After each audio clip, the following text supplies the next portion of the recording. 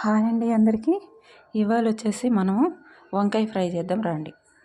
ఇవి కొంచెం పొడుగ్గా ఉన్నాయండి, మరీ చిన్నవి కాదు, అలా అని మరీ పెద్దవి కాదు, మీడియం సైజులో ఉన్నాయి.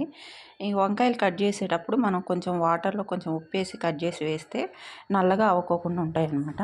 నేను అలాగ 4 బద్దలుగా కోస్తున్నాను, ఎందుకంటే ఫ్రై కాబట్టి. మరీ కింద దాకా కట్ చేయట్లేదు. వంకాయలైతే చాలా ఏమంటారు లేతగా ఉన్నాయండి. అంటే చాలా బాగా అనిపిస్తున్నాయి ఇట్లా పట్టుకుంటే. చాలా బాగున్నాయి. అంటే విత్తనాలు ఏమి లేవన్నమాట. బాగా లేతగా ఉన్నాయి. అలాగే చూసి తెచ్చుకోండి, బాగుంటాయి టేస్ట్ కూడా. మరీ విత్తనాలు కానీ ముదిరిపోయినాయి అనుకో అసలు బాగోదు. కొంచెం చేదుగా కూడా అనిపిస్తాయి. ఇవైతే బాగుంటాయి.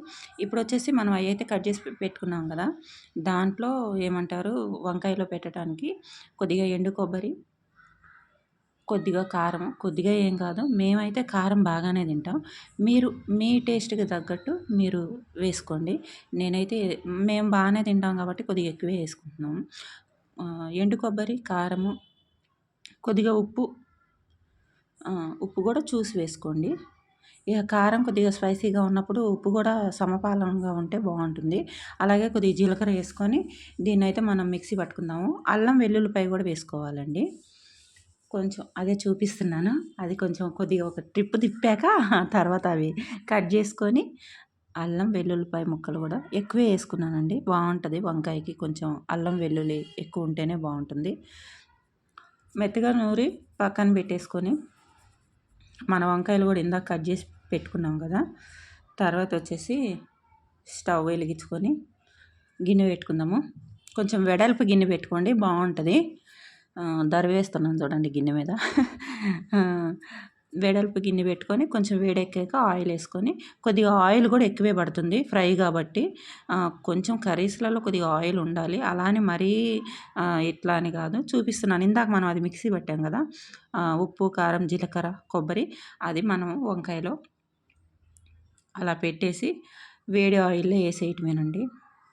చాలా బాగున్నాయి అసలుకి. నేనైతే కాడలు కూడా కట్ చేయలేదు, కాడలతో పాటే వేస్తున్నాను. చూస్తున్నారు కదా, అలాగే వేసుకోండి, చాలా బాగుంటుంది.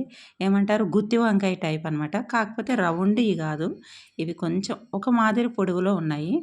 కానీ వంకాయలు అయితే చాలా బాగున్నాయి. టేస్ట్ కూడా అద్దరిపోయింది. నిజంగా ట్రై చేయండి, చాలా బాగుంది. వంకాయలు మనం ఆయిల్ వేసినాక కొద్దిగా ఉప్పు, కొంచెం పసుపు వేసి నేను గంటి పెట్టకుండా అలా అన్నాను. అలా అన్నాక అలా ఇక మూత పెట్టేసి అసలు తొందరగా మగ్గిపోయాయి. మగ్గటం కూడా చాలా ఫాస్ట్గా అయిపోయింది కర్రీ మాత్రము. ఒక సైడు తిప్పేసుకుంటే 2 సైడ్లు కూడా వేగిపోతాయి. కొంచెం ఆయిల్ అయితే ఎక్కువే పట్టిద్దండి, మళ్ళీ మళ్ళీ చెప్తున్నాను అనుకోకండి. కొంచెం ఆయిల్ వేసుకోండి, బాగుంటుంది టేస్ట్ పరంగా కూడా. ఇంకా కొంచెం ఉంది కదా, అది కారము, వెల్లుల్లి కారం కొంచెం ఉంది కదా, అది కూడా నేను పెట్టాను దాంట్లో, లోపలికి పెట్టేశాను. ఎందుకంటే కొంచెం రైస్లో కలవటానికి ఉంటుంది. లాస్ట్గా వచ్చేసి ధనియాల పొడి వేసుకుంటున్నానండి. ధనియాలు, చెక్క, లవంగము ముందే నూరి పెట్టుకున్నాను నేను, అది వేసేసాను. ఫైనల్లీ మన కర్రీ అయితే అయిపోయింది. కర్రీ అని ఫ్రై చూడండి, నేను చూపిస్తున్నా, అసలు ఇంత భలే టేస్ట్, చాలా బాగుంది. వాయిస్ ఇస్తుంటే కూడా క్రేవింగ్స్ వస్తున్నాయి, నోట్లో నీళ్ళు వస్తున్నాయి ఇప్పుడు. చాలా బాగా కుదిరింది. అదొచ్చేసి ఏంటంటే పొద్దున పప్పుచారు చేశాను మునక్కాయలు వేసి, దాంట్లోకి అంచుకుంటుందని ఇప్పుడు ఈ ఫ్రై చేశానన్నమాట. చాలా బాగుంది. ప్లీజ్ అండి, మన ఛానల్ ఎవరైనా సరే సబ్స్క్రైబ్ చేసుకోకపోతే సబ్స్క్రైబ్ చేసుకోండి. అలాగే వీడియోకి లైక్ కొట్టండి. మీ సపోర్ట్ వల్ల నేను ఇంకా ముందుకు వెళ్తాను. ఓకేనా, బాయ్.